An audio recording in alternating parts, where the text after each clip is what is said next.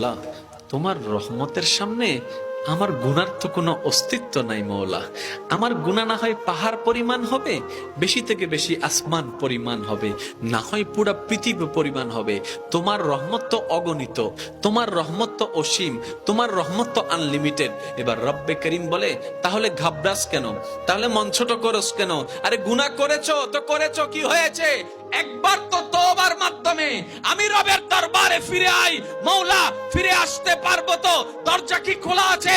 রব্বে করিম বলে, মরণের আগ পর্যন্ত, কিয়ামতের আগ পর্যন্ত, সূর্য পশ্চিম আকাশে ওঠার আগ পর্যন্ত দরজা খোলা আছে, দরজা খোলা আছে, দরজা খোলা আছে।